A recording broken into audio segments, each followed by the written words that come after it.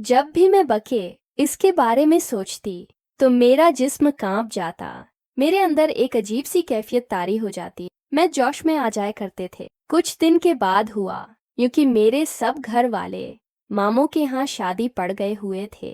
मुझे स्कूल से छुट्टी न मिल सकी क्योंकि मेरे पेपर थे और भाई को भी दुकान पर बहुत सा काम था, इसलिए भाई गढ़ पर रख गए। अब हम दोनों बहन भाई गढ़ थे और अकेले थे। भाई ने जब मोमिना को बताया कि सब घर वाले जा चुके हैं तो मोमना उसी वक्त घर आ गए। मैंने और मोमना ने कुछ देर बातें की। फिर इसके बाद मैं सोने के लिए कमरे में चली गई। मैं काफी तक चुकी थी, इसलिए मैं गहरी नींद में सो गई। मोमिना उठी और मेरे भाई के कमरे में चली गई। तकरीबन आधे घंटे बाद जब मेरी आंख खुली तो मुझे भाई के कमरे से एक आवाज आई। मैं उठी और कमरे की जानब चलने लगी। ज्यों ही मैंने दरवाजा खोला तो मैं देखकर हैरान हो गई कि भाई और मोमिना दोनों एक दूसरे के साथ लगे हुए हैं। भाई का मुझे दिखाई दे रहा था जो कि मोमिना के पास था। ये मंजर काफी अजीब था। पाए ने मोमिना के दोनों पकड़े हुए थे और वो एक दूसरे के साथ इस कदर मसरूफ थे कि उन्हें मेरी मौजूदगी का एहसास भी नहीं हुआ। मैं ये सब कुछ चुपचाप देख रही थी। अब मुझे बहुत अच्छा लग रहा था। मैं सुकून से देखकर एंजॉय कर रही थी। तकरीबन आधा घंटा भाई ने मोमन के साथ क्या जैसे ही वो प्रस्कोन हुए तुम अपने कमरे, मैं भागकर चली गई। अब मोमिना मेरे पास आई। मोमना की हालत नाकाबिल बयान थी। उसके बाद इजरे हुए थे और इसके सारे मीना पर लपीस्टक फैले हुए थे। मैंने मोमनिया से कहा, तुम्हें क्या हुआ है? तुमने अपनी क्या हालत बना ली? तो वो कहने लगी, तो वो अभी छोड़ती हो, तुम्हें इसका इल्म नहीं।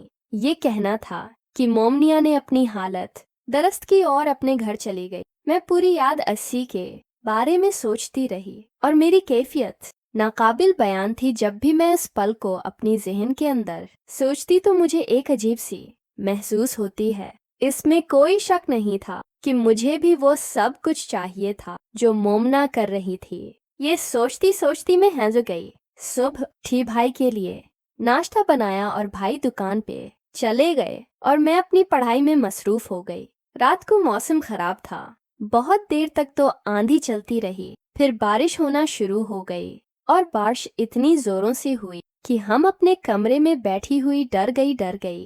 तेज चल रही थी, इसलिए मुझे अब दर्द लग रहा था। मैं भाई के कमरे में चली गई और कहा, भाई क्या मैं आज यहाँ सो सकती हूँ? मुझे अपने कमरे में बहुत डर लग रहा है। भाई ने कहा, आन सौ सिखती गत्यम, ये भी पहला कोई पूछने की बात है। ये कहना था कि मैं भाई के साथ एक बद पर लेट गई। भाई ने कहा, मेरा सिर बहुत दर्द हो रहा है, तुम प्लीज मुझे थोड़ा सा दबा दो।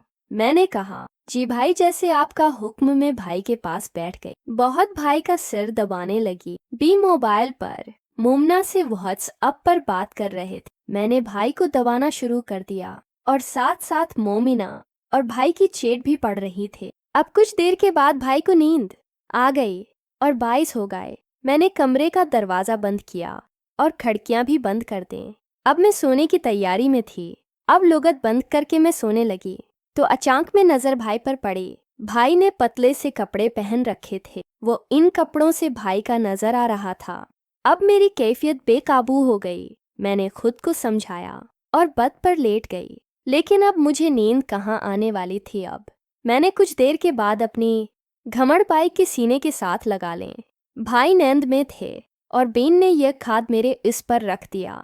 अचानक मेरे आंख खुले तो जब मैंने बी का हाथ अपने ऊपर देखा तो मैं बहुत खुश हुई, क्योंकि जो एहसास मुझे हो रहा था वो शायद मैं भी बयान न कर सकूं।